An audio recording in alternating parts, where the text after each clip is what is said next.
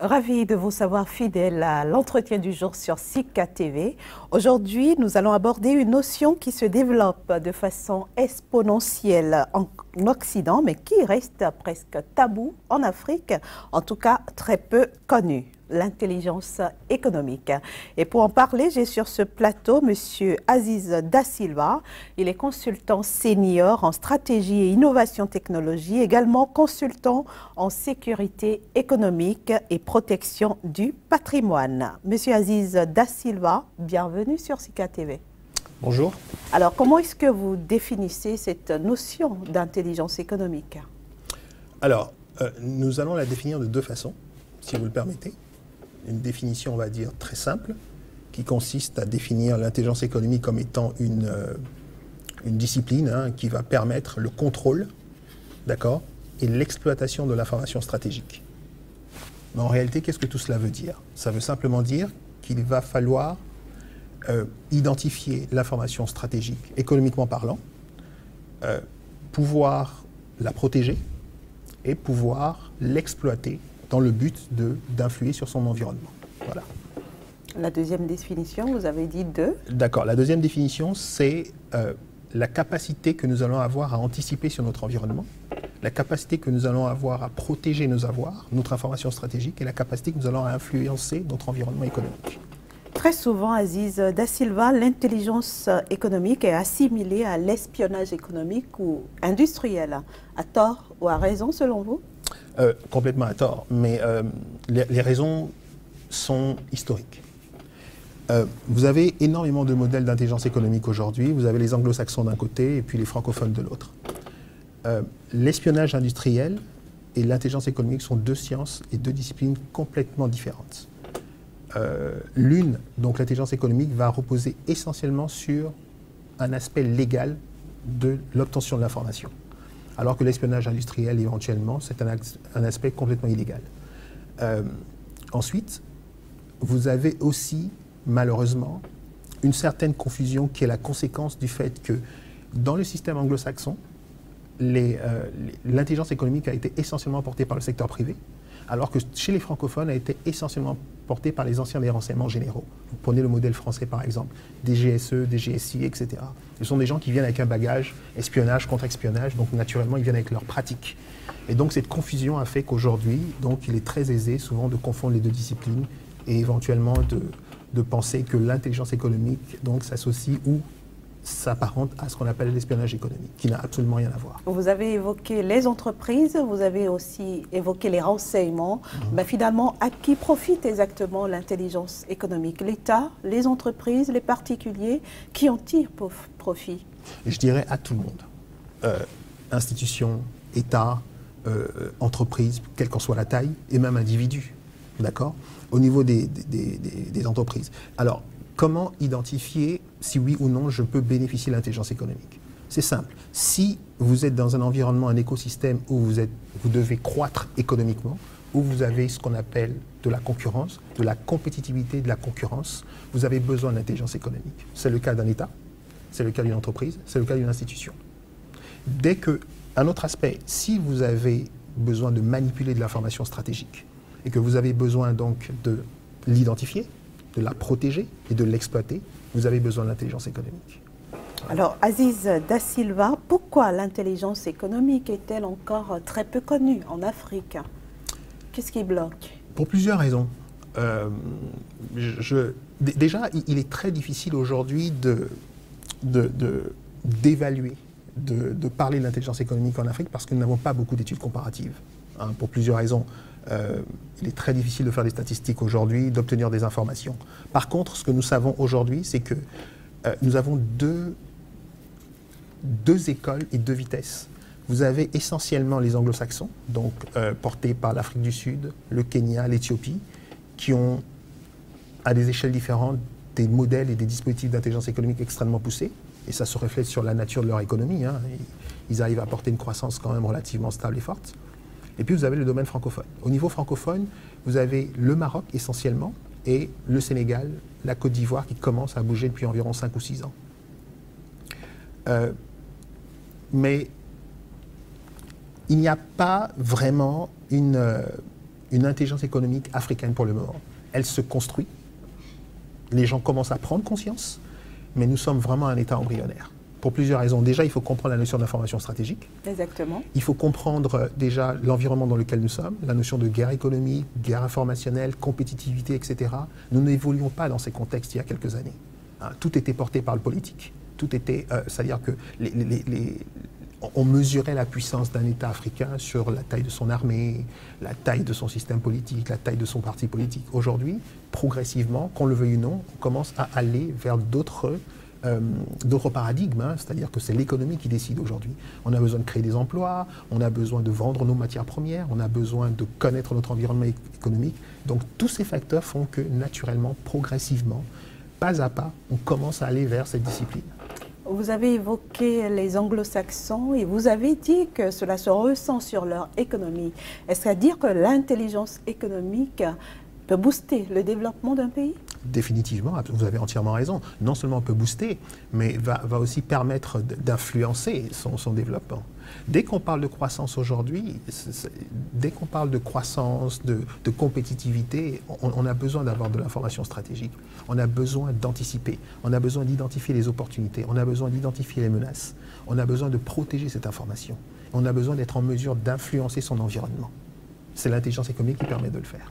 Autrement dit, Aziz Da Silva, l'Afrique perd énormément en ne conquérant pas l'intelligence économique. Définitivement. Regardez, quand vous prenez le continent européen aujourd'hui, d'accord, 1 milliard de commerce extérieur pour le continent européen, c'est 14 000 emplois. Ça veut dire quoi? 2 milliards, ça va faire le double, ainsi de suite. Ça veut dire, regardez, mais si, pour aller conquérir des marchés à l'extérieur, nous avons besoin d'informations stratégiques. Nous avons besoin de connaître les autres environnements.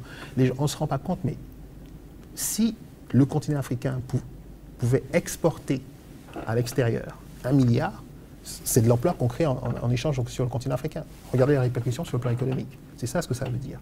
Voilà. Alors, Aziz Da Silva, comment corriger le tir selon vous? Comment intégrer la notion d'intelligence économique dans les réflexes en Afrique?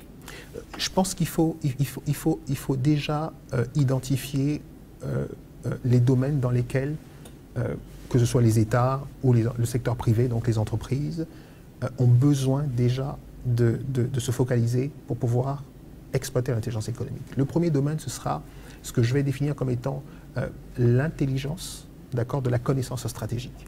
Il faut vraiment, c'est quoi l'information stratégique? Il faut qu'on soit capable de dire quelles sont nos informations stratégiques. Il faut les identifier et les organiser. Le deuxième domaine dans lequel État ou secteur privé auront besoin, c'est l'intelligence, on va dire, du risque et de la menace. C'est simplement la capacité que nous allons avoir à comprendre les conflits que nous avons autour de nous. Nous sommes en Afrique de l'Ouest, on parle de Boko Haram, c'est bien, mais on a tendance à traiter ce sujet essentiellement sur un plan purement militaire, attentats, etc. Mais il y a des conséquences sur le plan économique, il y a des conséquences sur le plan financier. Bien sûr, on a vu des villages entiers qui se sont vidés. Exactement. Donc il faut être capable de maîtriser ces mouvements-là, de les comprendre, donc tous ces phénomènes, donc de les analyser, de les comprendre et d'être en mesure de répondre d'un point de vue juridique, réglementaire, économique, financier, etc.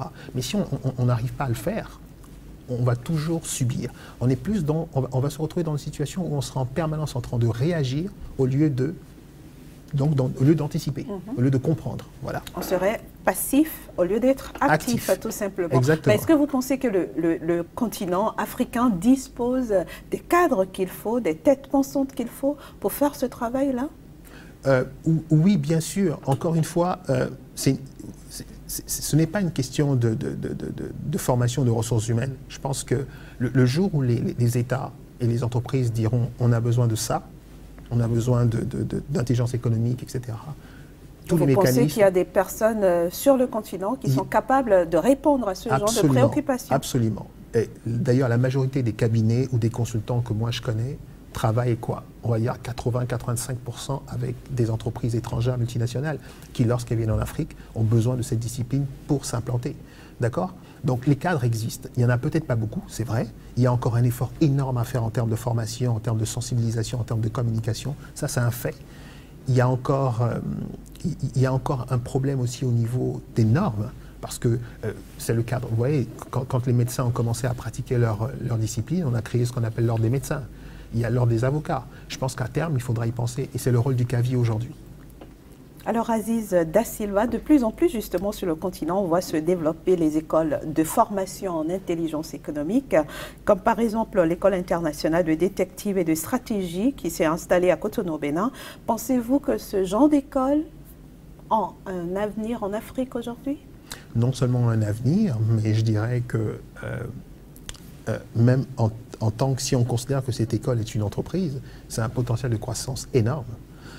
Une étude récente montrait qu'aux États-Unis, par exemple, en 2020, il y aurait un déficit de 20 000 analystes en intelligence économique. 20 000. Ça veut dire qu'en 2020, il y aura 20 000 emplois à pourvoir dans ce secteur-là.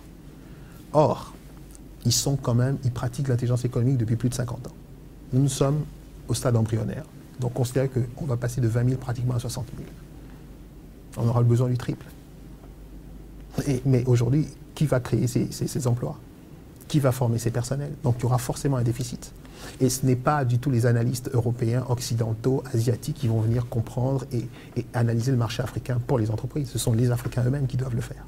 Donc ces écoles, non seulement il faut qu'elles fleurissent, il faut qu'elles se structurent, il faut aussi qu'elles répondent à des normes de formation, qu'elles répondent à des normes en termes d'éthique.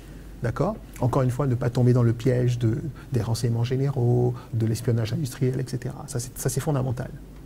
Et au niveau des États, par exemple, vous pensez qu'il y a du répondant, qu'il y a une certaine écoute, une certaine sensibilité à l'intelligence économique? Absolument. Ce n'est peut-être pas comme moi, en tant que consultant, je le souhaiterais. Ce n'est peut-être pas ce qu'il faudrait. Mais très honnêtement, il faut avouer qu'il y a une prise de conscience. Elle est certes lente, elle est contrôlée même, elle est même hésitante parfois, mais elle existe. Évidemment, on a deux vitesses. On ne peut pas parler du continent africain comme un seul bloc homogène, ce n'est pas vrai. Je vous le disais tout à l'heure, au niveau des pays anglo-saxons, ils ont une réelle avance. Et ça se ressent déjà dans la capacité de leurs économies à effectuer l'anticipation, à être compétitives, etc. Sur le plan francophone, j'ai 3 modèles aujourd'hui qui sortent du lot. Je vais ajouter un 4e qui est le Rwanda, qui pratique l'intelligence économique de manière quand même agressive, depuis environ 5 ans. Par rapport à la question que vous avez posée tout à l'heure, j'ai omis d'aborder un sujet. Il faudrait que les États africains créent vraiment des environnements qui vont favoriser cela. Il faut structurer le cadre réglementaire, juridique, qui permettra à cette discipline d'évoluer. On ne peut pas évoluer dans un endroit où, qui qu'on soit. Je prenais l'exemple des médecins. Il est arrivé un moment où on a créé l'ordre des médecins. Bien sûr. Voilà. Il faut organiser tout simplement. Il faut organiser, voilà. Sinon, demain, vous allez avoir des gens qui vont se réveiller, qui vont dire, voilà, moi je suis consultant en intelligence économique, mais sur quelle base, quel format je respecte, quelles normes je respecte, voilà. Et vous avez posé une question extrêmement intéressante. La frontière, la différence qu'il y a entre l'espionnage économique et l'intelligence économique. Qui l'a définie aujourd'hui? Alors pour conclure cet entretien, Aziz Da Silva, parce que nous sommes déjà à la fin. Ça allait très vite. Oui, c'est comme ça. Pour conclure? Pour conclure, je dirais que, alors, prenons le temps. Très rapidement. Prenons le temps d'identifier nos informations stratégiques, de comprendre la notion d'information stratégique, développons les capacités de la protéger et développons les capacités d'exploiter à bon escient pour pouvoir développer nos économies et gagner en compétitivité. Merci beaucoup Aziz Da Silva. Je rappelle que vous êtes consultant senior en stratégie et innovation technologique, également consultant en sécurité économique et protection du patrimoine. Ce fut un plaisir de vous avoir reçu sur SICA TV. Vous revenez quand vous voulez, c'est chez vous. Le plaisir est partagé. Merci.